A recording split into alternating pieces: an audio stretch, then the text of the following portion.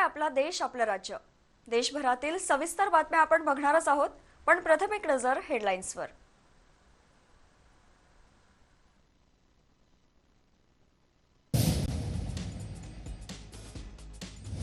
खडकवासला धरणातून मोठा विसर्ग, 27,200 क्युसेकने विसर्ग सुरू. मोशीत मोठी दुर्घटना, इमारतीचा भाग कोसळला, बचाव कार्य सुरू.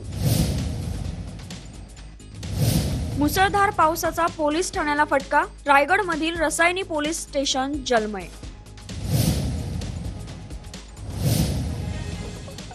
दहिवली दरड दुर्घटनेतील बाप लेकाचे मृतदेह सापडले, शोध मोहीम यशस्वी. सांगलीतील वारणा नदीला पूरसदृश्य परिस्थिती, सांगली कोल्हापूर थेट संपर्क तुटला. पुणे. आता बघूयात सविस्तर बातमीपत्र. मुसळधार पावसामुळे पुण्यात पूरस्थिती निर्माण झाली असून खडकवासला धरणातून तब्बल 27,200 क्युसेकने पाण्याचा विसर्ग सुरू करण्यात आलाय. त्यामुळे प्रशासनाने नदीकाठच्या नागरिकांना सतर्कतेचा इशारा दिलाय. पुणे आणि घाटमाथ्यावर सलग सुरू असलेल्या धुवाधार पावसामुळे जलसाठ्यात प्रचंड वाढ झाली आहे. खडकवासला धरणाची पाणी पातळी धोक्याच्या चिन्हावर पोहोचल्याने प्रशासनाने धरणाचे दरवाजे उघडले आहेत. मुठा नदीचे पात्र सध्या रौद्ररूप धारण करत असून पाणी रस्त्यांवर आणि सखल भागात शिरण्यास सुरुवात झाली आहे. पावसाचा जोर कायम राहिल्यास विसर्ग आणखी वाढवला जाईल असा अंदाज जलसंपदा विभागाने वर्तवलाय. नमस्कार. आपल्याकडे सध्या धरण क्षेत्रामध्ये भरपूर पाऊस चालू आहे. खडकवासला धरण पूर्ण भरलेलं आहे आणि 27,220 क्युसेक्स ते पाणी सोडलेलं आहे आता नदीपात्रामध्ये. नदीपात्रालगतच्या सगळ्या नागरिकांना मी सतर्क राहण्याची विनंती करते. आपली महानगरपालिकेची यंत्रणा सज्ज आहे. इथे सगळेजण ठिकठिकाणी नदीपात्रालगत महानगरपालिकेचे अधिकारी कर्मचारी हे थांबले. लक्ष ठेवून आहोत आम्ही सगळ्या परिस्थितीवरती. मी नागरिकांना विनंती करते की आपल्याकडे अजूनही अलर्ट आहे. पाऊस जास्त पडण्याची शक्यता आहे. तर कोणत्याही कारण म्हणजे विनाकारण कोणी घराबाहेर पडू नये. आवश्यकता असेल तरच पडावं आणि स्वतःची काळजी घ्यावी. कोणतीही अडचण असेल, कधी काही तक्रार असेल तर आमच्याशी थेट संपर्क साधावा. दरम्यान पूरस्थिती पाहता महापालिका आणि आपत्ती व्यवस्थापन यंत्रणा हाय अलर्टवर आहे. नागरिकांनी नदीपात्राजवळ सेल्फी काढण्यासाठी किंवा पाणी पाहण्यासाठी अजिबात जाऊ नये असं आवाहन करण्यात आलंय. तसेच नदीकाठच्या रहिवाशांना सुरक्षित स्थळी स्थलांतरित होण्याच्या सूचना देण्यात आल्या आहेत. न्यूज डेस्क, आपलं नाशिक.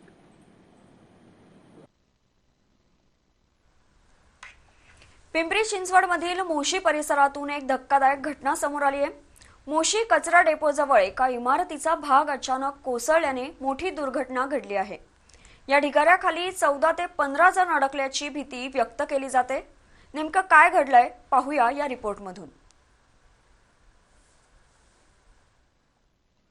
पुणे आणि पिंपरी चिंचवड परिसरात गेल्या काही दिवसांपासून सुरू असलेल्या मुसळधार पावसाच्या पार्श्वभूमीवर मोशी येथे गंभीर दुर्घटना घडली. मोशी कचरा डेपोजवळील एका इमारतीचा भाग अचानक कोसळल्याने परिसरात एकच खळबळ उडाली. प्राथमिक माहितीनुसार ढिगाऱ्याखाली सुमारे 14 ते 15 नागरिक अडकल्याची शक्यता व्यक्त केली जात आहे. घटनेची माहिती मिळताच पोलीस, अग्निशमन दल, आपत्ती व्यवस्थापन पथक आणि स्थानिक प्रशासन तातडीने घटनास्थळी पोहोचले.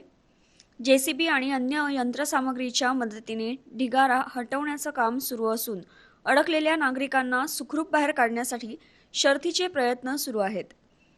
जखमींना तातडीने उपचारासाठी रुग्णालयात हलवण्याची व्यवस्था करण्यात आली आहे.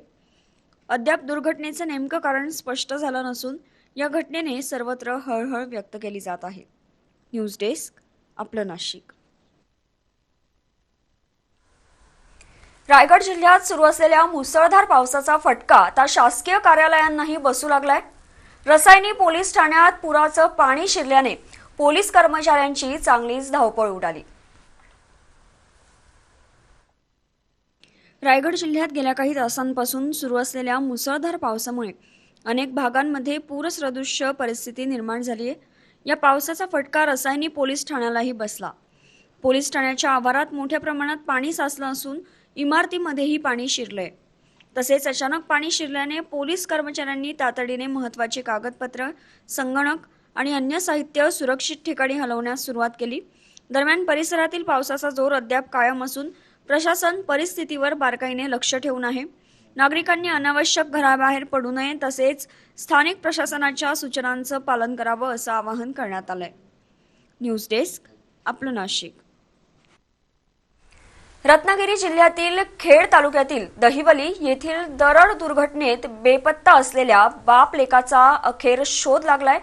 एनडीआरएफच्या पथकाने दिवसभराच्या बचाव कार्यानंतर दोघांचेही मृतदेह दरडीखालून बाहेर काढले. खेड तालुक्यातील दहिवली गावातील शेलारवाडीत मुसळधार पावसामुळे झालेल्या दरड दुर्घटनेत बेपत्ता झालेल्या शांताराम बाळा शेलार वय 85 आणि त्यांचा मुलगा सतीश शांताराम शेलार वय 35 यांचे मृतदेह अखेर एनडीआरएफच्या पथकाने शोधून काढले. दिवसभर चाललेल्या शोध आणि बचाव मोहिमेनंतर दोघांचेही मृतदेह दरडीखालून बाहेर काढण्यात आले. या दुर्घटनेमुळे परिसरात हळहळ व्यक्त होत असून प्रशासनाकडून बचाव कार्य पूर्ण झाल्याची माहिती देण्यात आली. न्यूज डेस्क, आपले नाशिक. सांगली जिल्ह्यातील वारणा नदीला पूरसदृश्य परिस्थिती निर्माण झाली आहे. येतवडे खुर्द येथील साकत पूल पाण्याखाली गेल्याने सांगली कोल्हापूर थेट संपर्क तुटला असून प्रशासनाने नागरिकांना सतर्कतेचा इशारा दिलाय.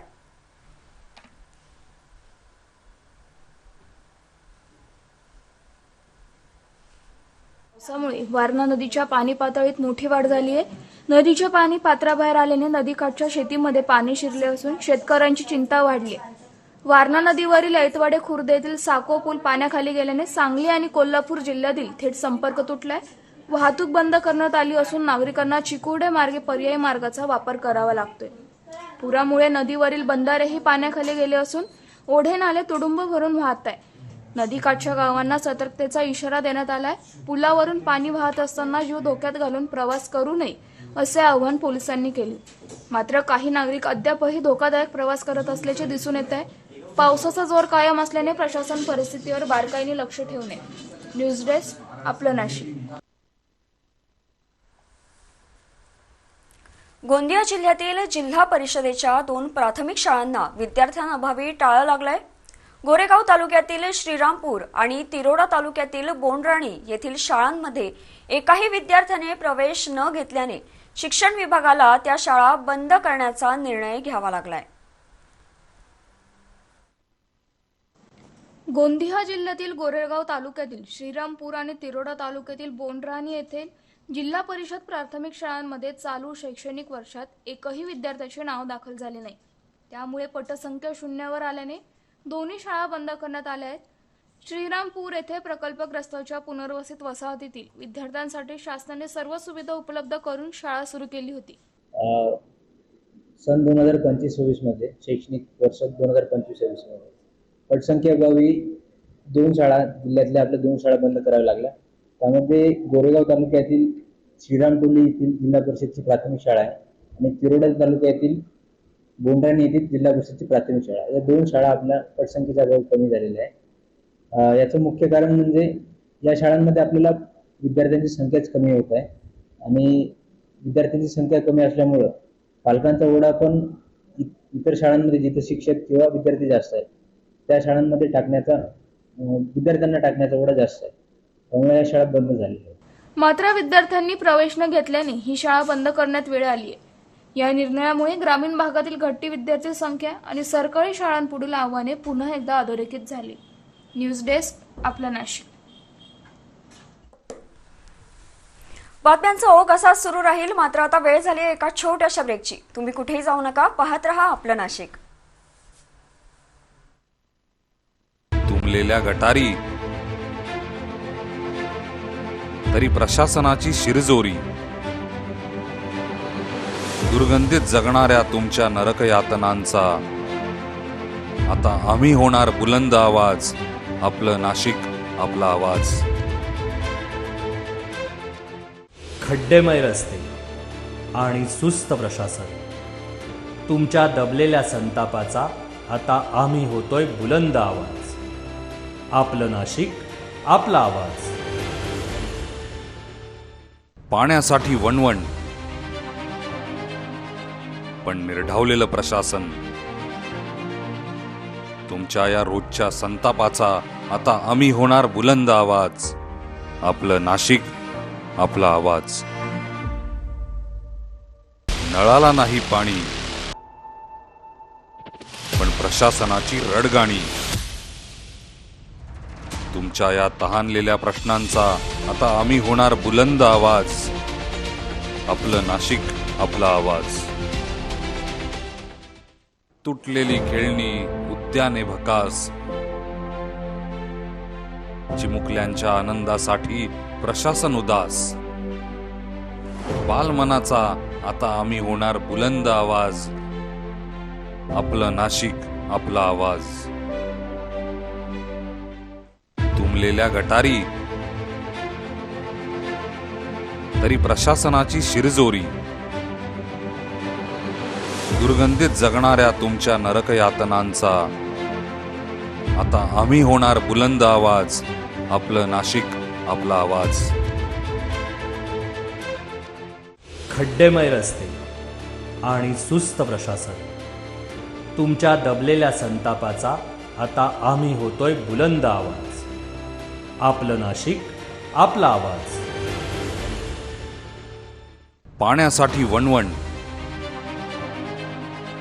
पण निर्ढावलेलं प्रशासन तुमच्या या रोजच्या संतापाचा आता आम्ही होणार बुलंद आवाज. आपलं नाशिक, आपला आवाज. नळाला नाही पाणी, पण प्रशासनाची रडगाणी. तुमच्या या तहानलेल्या प्रश्नांचा आता आम्ही होणार बुलंद आवाज. आपलं नाशिक, आपला आवाज. तुटलेली खेळणी, उद्याने भकास, चिमुकल्यांच्या आनंदासाठी प्रशासन उदास. बालमनाचा आता आम्ही होणार बुलंद आवाज. आपलं नाशिक, आपला आवाज.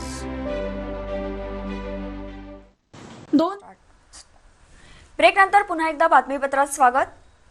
नंदुरबारमध्ये गो तस्करी प्रकरणाच्या निषेधार्थ काढण्यात आलेला जनआक्रोश मोर्चा पोलिसांनी रोखला. मोर्चाला परवानगी नसल्याने आंदोलकांना ताब्यात घेण्यात आलं. यावेळी गो तस्करी विरोधात कठोर कारवाईची मागणी करण्यात आली.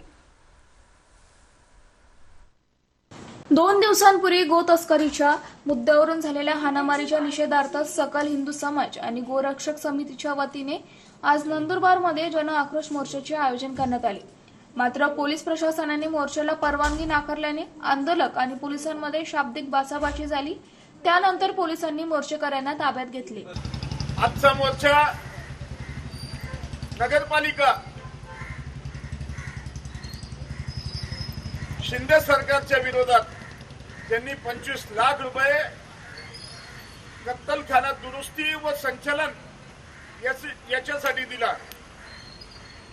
पोलीस प्रशासन, स्थानीय नेते व पालकमंत्री हसन मुश्रीफ यांच्या दबावाखाली येऊन हिंदूंच्या मोर्चाला, राज्यमातेसाठी लढणाऱ्या हिंदूंना मोर्चाची परवानगी नाकारत आहे.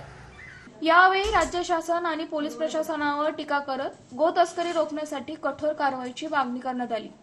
तसेच नंदुरबार नगरपालिकेतील कत्तलखान्यासाठी निधी मंजूर केल्याच्या निर्णयाचाही निषेध व्यक्त करण्यात आला. दरम्यान कोणताही अनुसूचित प्रकार घडू नये म्हणून शहरात मोठा पोलीस बंदोबस्त तैनात करण्यात आलाय. न्यूज डेस्क, आपलं नाशिक. वाशिम जिल्ह्यात जमीन अधिग्रहण प्रकरणात राष्ट्रीय महामार्ग प्राधिकरणाला न्यायालयाचा मोठा दणका बसलाय.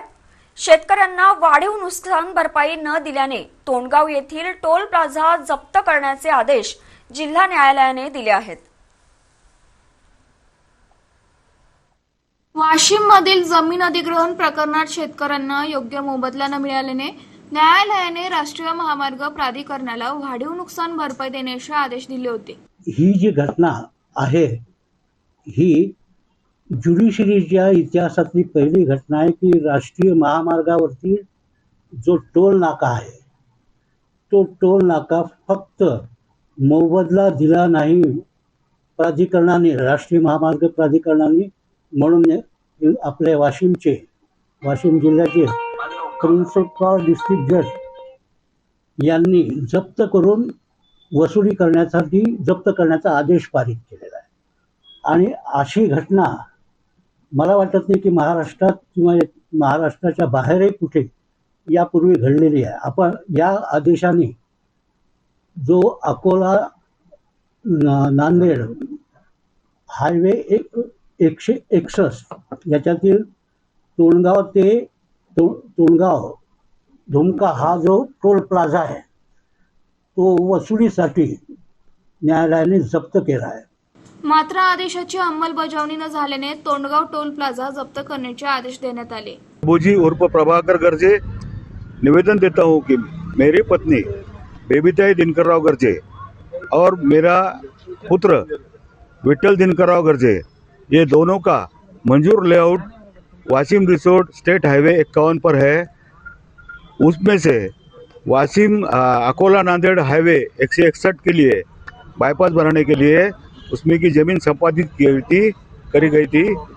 भू संपादन अधिकारी ने हमें जो मुबादला दिया था वो रुपए में से 4 आने मुबादला ही दिया था और स्टेट के ज़मीन का मुबादला न देते हुए गावठान में के ज़मीन का मुबादला हमको दिया था. उसके विरुद्ध हमने लवाद अधिकारी तथा अपर जिलाधिकारी इनके तरफ अपील किए थे.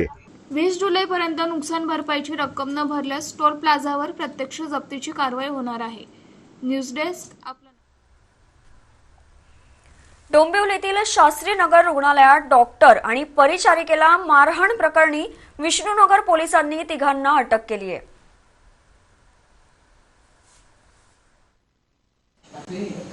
या प्रकरणात रमेश पवार, प्रमोद निकम आणि अक्षय कारंडे यांना अटक करण्यात आली आहे.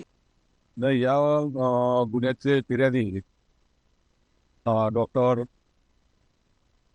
वैभव साळुंके हे आणि एक महिला डॉक्टर त्या ठिकाणी ऑन ड्युटी होत्या आणि त्या तिथे पेशंटचे नातेवाईकांबरोबर हे आरोपी पण आले आणि आरोपींनी डॉक्टरांशी हुज्जत वगैरे घालून त्यांचं फोनवर काय बोलत नाही, त्यांना काय रिप्लाय देत नाही असं म्हणून त्यांना अशी शिवीगाळ केली आणि दमदाटी केली. अशा प्रकारची जी तक्रार आहे त्याबाबत विष्णुनगर पोलीस स्टेशनला कालच नोंद करण्यात आलेला आहे. नगरसेवक रमेश म्हात्रे यांच्या अटकेबाबत तपास सुरू असून पुराव्यांच्या आधारे पुढील कारवाई केली जाईल असे पोलिसांनी स्पष्ट केले. न्यूज डेस्क आपलं नाशिक. भिवंडीतील मानकोली नाक्यावर पावसामुळे जलभराव झाल्याने आणि खड्डे पडल्याने मुंबई नाशिक महामार्गावरील वाहतूक संथ झाली आहे. मानकोली नाका, अंजूर आणि दापोडे अंजूर फाटा परिसरात रस्त्यांवर पाणी साचल्याने आणि मोठे खड्डे पडल्याने वाहन चालकांना मोठा त्रास सहन करावा लागतोय. ठाणे पोलीस आयुक्तालयातील नारपोली जो उपविभाग आहे याची रचना थोडीशी वेगळी आहे. या ठिकाणी मोठ्या हायवेसह अंतर्गत छोटे रस्ते आणि प्लस पुणे मुंबई नाशिक जाणारी वाहतूक आणि भिवंडीकडे जाणारी वाहतूक हे प्रचंड प्रमाण आहे. त्याचप्रमाणे गोडाऊनचा पट्टा असल्यामुळे या ठिकाणी अवजड वाहनाची संख्या येण्या जाण्याची खूप प्रचंड प्रमाणामध्ये आहे. आणि या ठिकाणी अंतर्गत रस्ते जे आहेत तर ते गोडाऊन मधले जे अंतर्गत रस्ते ते पावसामुळे खराब होतात, खड्डे पडतात आणि त्याच्यामुळे वाहतूक जवळजवळ थांबण्यासारखी होते किंवा अतिशय संथ गतीने जाते. या ठिकाणी पोलीस आयुक्त आशुतोष डोंबरे यांच्या मार्गदर्शनाखाली पोलीस उपायुक्त पंकज शिरसाट वाहतूक यांनी या ठिकाणी वाहतूक नियमन करण्यासाठी अतिरिक्त मनुष्यबळ दिलेलं आहे. त्यांच्या सहाय्याने आम्ही या ठिकाणी वाहतूक नियोजन करण्याचा प्रयत्न चालू आहे. परंतु पाऊस हा सतत पडत आहे आणि अतिशय जोरदार पडत आहे, त्यामुळे थोडीशी वाहतूक नियमन करायला बाधा येत आहे. नारपोली पोलीस वाहतूक तर्फे मला नागरिकांना विनंती आहे की आवश्यक काम असेल तरच बाहेर पडा, अन्यथा घरी थांबा. त्याचा वाहतूक नियमनाला उपयोग होईल. वाहतूक सुरळीत करण्यासाठी पोलिसांकडून प्रयत्न सुरू आहेत. न्यूज डेस्क आपले नाशिक. एमपीएससीच्या सीबीटी परीक्षा पद्धती विरोधातील आंदोलन अधिक तीव्र झालंय. नवी मुंबईतील सीबीडी बेलापूर येथील एमपीएससी मुख्यालयासमोर काँग्रेसच्या वतीने बेमुदत साखळी उपोषण आणि ठिय्या आंदोलन सुरू करण्यात आलंय. एमपीएससीने भरती परीक्षा संगणकाधारित अर्थात सीबीटी पद्धतीने घेण्याचा निर्णय जाहीर केल्यानंतर राज्यभरातून विरोध होत आहे. याच पार्श्वभूमीवर नवी मुंबई शहर जिल्हा काँग्रेस कमिटीच्या वतीने CBD बेलापूर येथील MPSC मुख्यालयासमोर विद्यार्थ्यांच्या समर्थनार्थ बेमुदत साखळी उपोषण सुरू करण्यात आले. आंदोलनात विद्यार्थी, पालक, स्पर्धा परीक्षा शिक्षक, अकॅडमी प्रतिनिधी आणि विविध विद्यार्थी संघटनांनी सहभाग घेतलाय. MPSCने घेतलेला जो निर्णय आहे तो एकदम चुकीचा आहे. सगळं काही व्यवस्थित चालत असताना आतापर्यंत ऑफलाईन पद्धतीने परीक्षा होत होती, व्यवस्थित होत होत्या. अचानकपणे हा निर्णय घेतला की ऑनलाईन का, कशामुळे घेतला याचं उत्तर हवं आहे आणि तो रद्द व्हावा. कारण जे विद्यार्थी आहेत किंवा जे ह्या प्रक्रियेमध्ये MPSC मधले जे तज्ज्ञ आहेत त्यांच्याशी कोणाशी विचार विमर्श न करता एकतर्फी घेतलेला हा निर्णय, ह्याला आम्ही कडाडून विरोध करतोय. आणि जोपर्यंत ही परीक्षा ऑनलाईन परीक्षा रद्द होत नाही, ऑफलाईन पद्धतीने सुरू करण्याचा जोपर्यंत ते एक्सेप्ट करत नाही तोपर्यंत आम्ही हे उपोषण इकडे या CBD मध्ये MPSC कार्यालयाच्या शेजारी हे उपोषण सुरूच राहील. CBTचा निर्णय तात्काळ मागे घेऊन सर्व भरती परीक्षा पूर्वीप्रमाणे OMR आधारित ऑफलाईन पद्धतीने घ्याव्यात. तसेच परीक्षा पद्धतीत बदल करण्यापूर्वी विद्यार्थी आणि तज्ञांशी चर्चा करावी अशी मागणी आंदोलनकर्त्यांनी केली. अभी तक जो कंपनियों को मतलब जो व्यवस्था है MPSC की जो व्यवस्था है जिसके माध्यम से ऑफलाइन परीक्षा पिछले 60 साल से लेते आए हुए हैं और उसके ऊपर ही पूरे महाराष्ट्र के जनता का विश्वास है और वही वेल टेस्टेड मॉडल है. मतलब अभी जो सत्ता में शासन में बैठे हुए जो सरकारी अधिकारी है सब लोग ऑफलाइन परीक्षा लेके कंफर्टेबली अधिकारी बने हैं.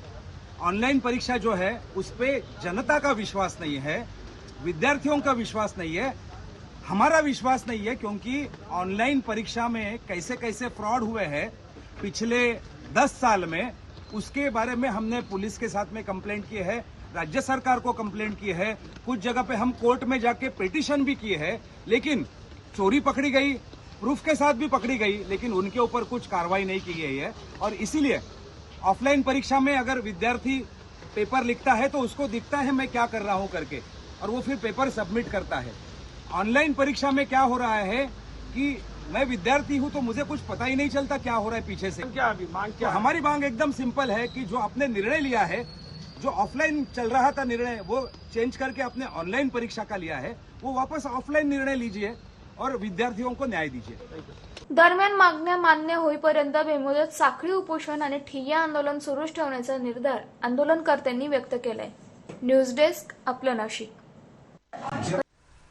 राज्यात सुरू असलेल्या मुसळधार पावसाच्या पार्श्वभूमीवर उपमुख्यमंत्री एकनाथ शिंदे यांनी प्रशासनाला सतर्कतेचा इशारा दिलाय. निष्काळजी अधिकाऱ्यांवर कठोर कारवाई आणि गरज पडल्यास निलंबनाचे आदेश देत आपत्ती व्यवस्थापन अधिक प्रभावी करण्याच्या सूचना त्यांनी दिल्या आहेत. राज्यातील मुसळधार पाऊस आणि वादळी वाऱ्याच्या पार्श्वभूमीवर उपमुख्यमंत्री एकनाथ शिंदे यांनी आपत्ती व्यवस्थापनाचा आढावा घेत प्रशासनाला तातडीच्या सूचना दिल्या. पाणी साचणाऱ्या ठिकाणी उच्च क्षमतेचे पंप तैनात करण्यासह धोकादायक झाडांची छाटणी, तज्ज्ञांकडून तपासणी आणि दीर्घकालीन उपाययोजना करण्याचे निर्देश त्यांनी दिले. या संपूर्ण झाड पडल्यामुळे, फांद्या पडल्यामुळे, पाणी साचल्यामुळे झिरो कॅज्युअल्टी आपल्या ठाण्यामध्ये राहिली पाहिजे. एकही मृत्यू होता कामा नये ही काळजी आपण घेऊया. नुकसान भरपाई आपल्याला करता येते, परंतु एखाद्याचा जीव गेला तर आपल्याला तो त्याच्या परिवारासाठी खूप दुःखदायक आहे. आणि मग ही सर्व काळजी या ठिकाणी आपण घ्यायला रिक्षावरती टँकर पडलं, अपघात झालेला आहे, त्यामुळे दोघांचा मृत्यू झाला अशी माहिती, अडथळा निर्माण झाला होता. आम्ही आता इथे कमिशनर पण आहेत, कलेक्टर पण आहेत, या बाबतीमध्ये देखील माहिती घेतो. त्यांना ज्या ज्या काही मदतीची आवश्यकता आहे, त्यांना प्रायव्हेट हॉस्पिटलमध्ये ॲडमिट करायचं असेल तर त्यांना तसं पण हे करू आपण. आणि दुर्दैवाने मृत्यू झाला असेल तर त्याच्या परिवारांना देखील जी काही मदत आहे ती आम्ही देऊ. वारकऱ्यांना देखील आव्हान आहे की आता पडत असलेला पाऊस, वादळ, वारा, आपली वारी तर पांडुरंगाची वारी दरवर्षी आपण करतो, परंतु आपली सुरक्षितपणे वारी झाली पाहिजे अशा प्रकारच्या सूचना मुख्यमंत्री महोदयांनी देखील दिल्या. मी देखील काल आळंदीच्या वारकऱ्यांशी स्वतः बोललो. त्या ठिकाणी काही पाण्यामुळे जादा पाऊस पडल्यामुळे, वाऱ्यामुळे पिण्याच्या पाण्याची पाणीपुरवठा योजना तुटली होती. जे मोबाईल टॉयलेट बसवले होते ते वाहून गेले होते. काही ठिकाणी विजेच्या खांबांची पडझड झाली होती, पिण्याच्या पाण्याची गैरसोय झाली होती. मी तात्काळ त्यांना नगरविकासमधून 10 कोटी रुपये काल तात्काळ रिलीज केले आणि त्यांना देखील एक दिलासा देण्याचं काम केलेलं आहे. त्यामुळे वारकऱ्यांनी देखील आपली वारी सुरक्षित वारी झाली पाहिजे यासाठी प्रयत्न. निष्काळजी अधिकाऱ्यांवर कठोर कारवाईचा इशारा देतानाचा घोडबंदर रोडवरील अपघातग्रस्तांना तातडीने मदत व उपचार उपलब्ध करून देण्याच्या सूचनाही त्यांनी दिल्यात. तसेच आषाढी वारीसाठी 10 कोटी रुपयांचा निधी मंजूर करण्यात आल्याची माहिती देत नागरिकांनी अत्यावश्यक कामाशिवाय घराबाहेर पडू नये असे आवाहनही उपमुख्यमंत्री एकनाथ शिंदे यांनी केले. न्यूज डेस्क आपलं नाशिक.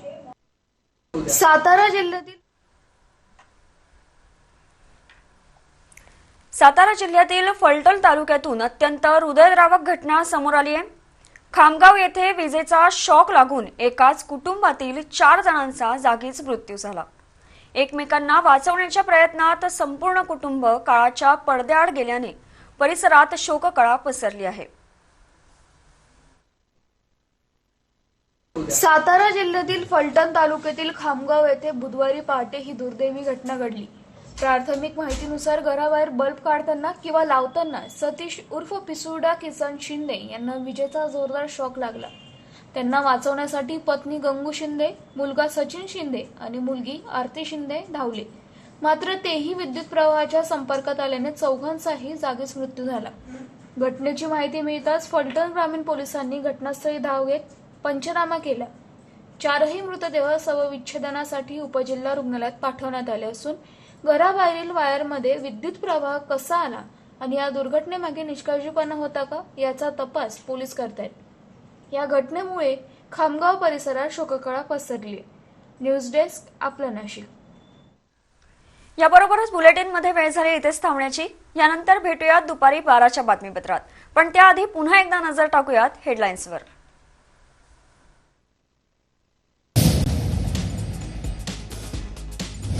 खडकवासला धरणातून मोठा विसर्ग, 27,200 क्युसेकने विसर्ग सुरू. मोशीत मोठी दुर्घटना, इमारतीचा भाग कोसळला, बचाव कार्य सुरू. मुसळधार पावसाचा पोलीस ठाण्याला फटका, रायगडमधील रसायनी पोलीस स्टेशन जलमय.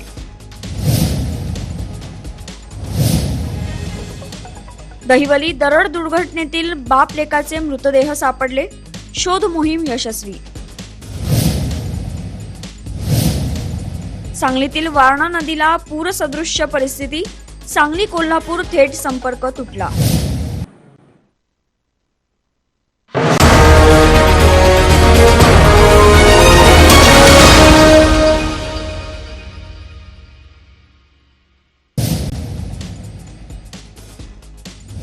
खडकवासला धरणातून मोठा विसर्ग, 27,200 क्युसेकने विसर्ग सुरू. तुंबलेल्या गटारी